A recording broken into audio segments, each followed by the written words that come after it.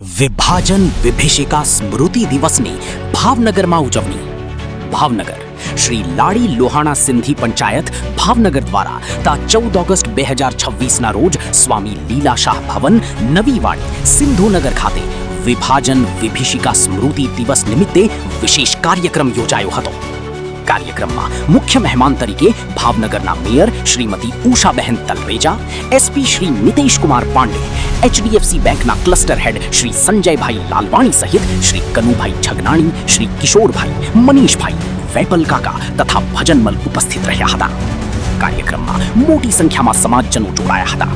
કાર્યક્રમને સફળ બનાવવા શ્રી લાડી લોહાણા સિંધી પંચાયતના ટ્રસ્ટીઓ, નવાજન મંડળના યુવાનો, મયુરભાઈ પ્રીતવાણી તથા વિશેષ પ્રમુખ શ્રી દિલીપભાઈ જોબનપુત્રાએ મહેનત કરી હતી.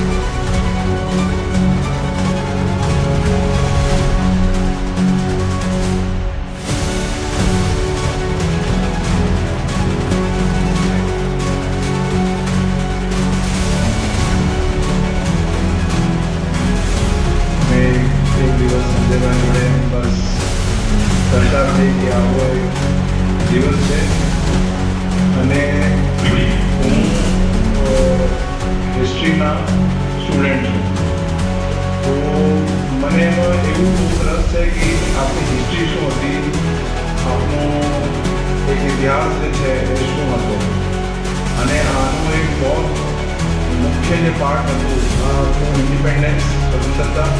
એના સાથે સાથે જે બહુ દુઃખદ એક જે થયું હતું એપિસોડ, એ હતો આપણો પાર્ટીશન.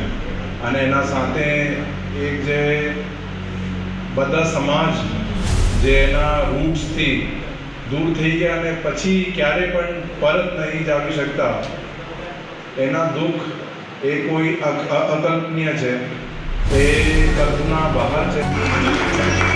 નગર સેવક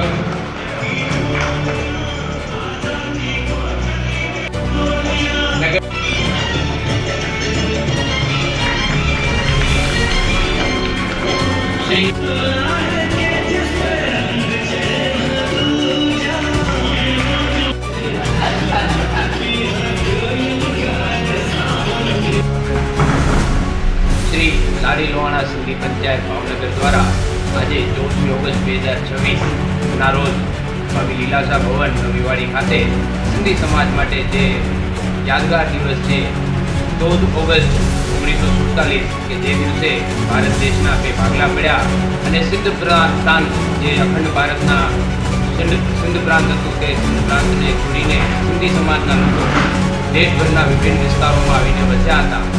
એ દિવસને સિંધી સમાજ અને ખાસ કરીને ભારત સરકાર પણ યાદગાર દિવસ તરીકે ઉજવે છે અને યાદ કરે છે, જેનું નામ વિભાજન વિભીષિકા સ્મૃતિ દિવસ તરીકે આખા દેશમાં સિંધી સમાજ જ્યાં જ્યાં વસવાટ કરે છે ત્યાં આ દિવસની ઉજવણી થાય છે.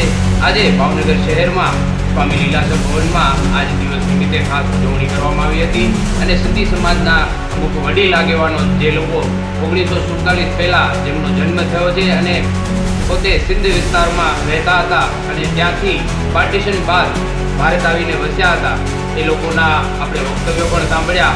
આજના કાર્યક્રમમાં ભાવનગરના પ્રથમ નાગરિક મેયર શ્રીમતી ઉષાબેન તલરેજા અને આદરણીય એસપી શ્રી નિતેશ કુમાર પાંડે સાહેબ સહિતના આગેવાનો તેમજ અમારી પંચાયતના પ્રમુખ શ્રી દિલીપભાઈ જોબનપુત્રા સહિતના તમામ આગેવાનો પણ ખાસ ઉપસ્થિત રહ્યા હતા. સમસ્ત સિંધી સમાજના અલગ અલગ સંસ્થાઓ અને પંચાયતોના આગેવાનો પણ ખાસ ઉપસ્થિત રહ્યા હતા.